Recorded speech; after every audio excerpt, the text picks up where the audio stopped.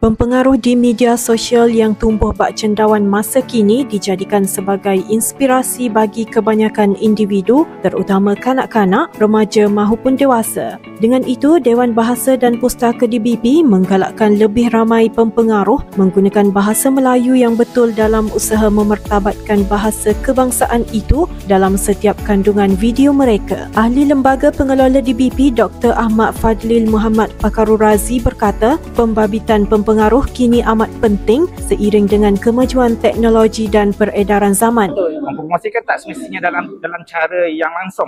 Kita bukan kata hard sell, tak semestinya, tapi mereka menggunakan bahasa Melayu yang baik.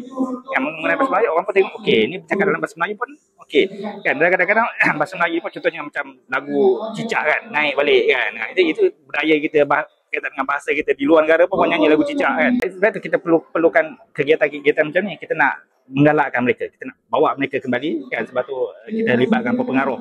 Terutamanya sekarang ni memang zaman pengaruh kan, jadi kita memang nak libatkan pengaruh sebab jadi macam tu sebab kita tak nampak kan, masyarakat tak nampak.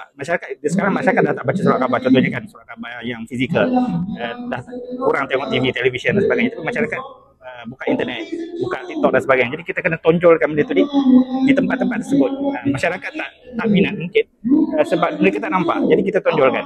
Kita tunjukkan, kita masuk dalam trafik tentang kandungan-kandungan yang berbahasa Inggeris tu, kita masukkan kandungan berbahasa Melayu. Beliau berkata demikian ketika ditemui pemberita selepas merasmikan Karnival Lestari Bahasa 2025 dan sambutan Bulan Bahasa Kebangsaan Peringkat Negeri Kelantan di Dataran Platinum Mall Lembah Sireh, Kota Baru hari ini. Menurutnya, bahasa bukan sahaja alat komunikasi tetapi juga cerminan minda, nilai dan tamadun yang menjadi jiwa kepada pembinaan masyarakat berilmu dan beradab. Katanya penganjuran acara Larian Lestari Bahasa juga menjadi salah satu inisiatif mereka dalam memartabatkan bahasa Melayu sekaligus mendekatkannya kepada masyarakat. Di situ kita lihat sambutan terutamanya daripada Bukan Melayu agak menggalakkan kan. Contohnya kita ada ramai penulis-penulis daripada Bukan Melayu dan ramai juga orang-orang Bukan Melayu, influencer pengaruh yang boleh berbahasa Melayu dengan sangat baik. Ada juga pengaruh yang mempromosikan bahasa Melayu kan. Jadi kami rasa ini satu suasana atau keadaan yang positif lah.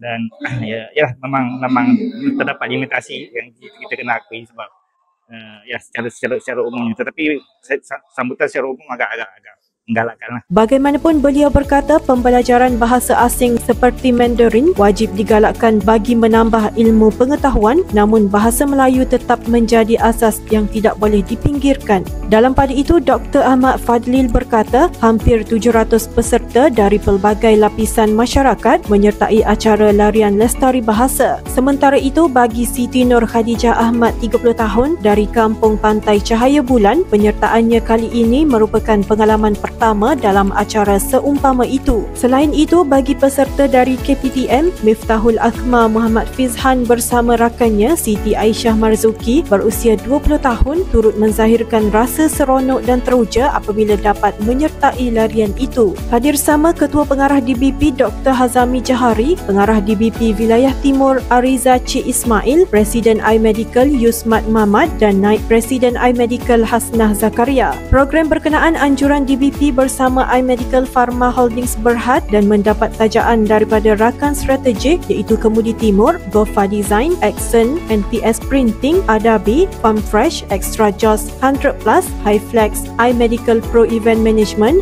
Kiarong Rana dan College Politek Mara. Nur Atira Azman bersama juru kamera Izzah Zaki, Berita iMedical TV. Walau kita jauh terpisah, raung suaramu tersadai di dinding gunung.